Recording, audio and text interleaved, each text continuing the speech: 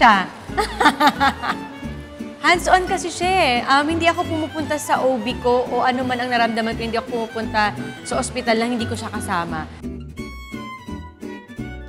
Parehas!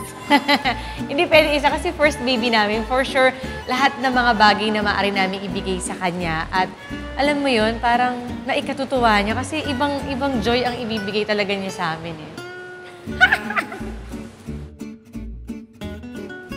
Ano ako? Ganito. Malamala. Kasi depende, kung yung asawa ko galing trabaho at siya ang nakatoka, eh kawawa naman yung asawa ko. So okay lang na ako yung mag-alaga. Ngayon kung wala siyang trabaho at kaya niya, siya. Naku, day, si Daddy. Si Daddy. Actually, parehas kami wala. Napag-usapan kasi namin na mas maganda na magsimula yung bata from scratch. Yung makita niya unti-unti yung mga bagay na nagpapahalaga sa kanya at ayaw namin siyang buhayin sa mga material na bagay. Mas maganda na matutunan niya na ano bang ibig sabihin ng buhay. Ako kasi very lang ako eh. Konting-konti lang ako mag-post. Kasi sabi ko nga, actually yung baby bump ko nga hindi ko masyado napopost nung nagpunta lang kami sa Amanpulo. So, may mga pagkakataon kasi na hindi naman sa ipinagdadamot ko. Siyempre gusto ko i-share yun, pero minsan may mga pagkakataon sa buhay na gusto ko sa amin lang. Both siguro.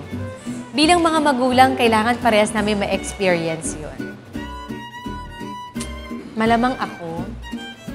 Pero hindi naman to the point na OA.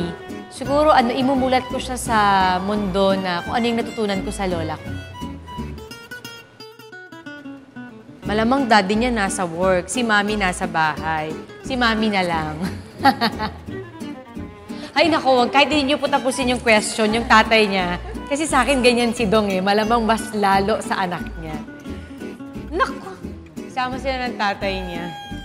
Mahilig din to. Although ako din mahilig ako sa mga rides, pero for sure si Dong, may isang hindi yata hindi makakahindi yan.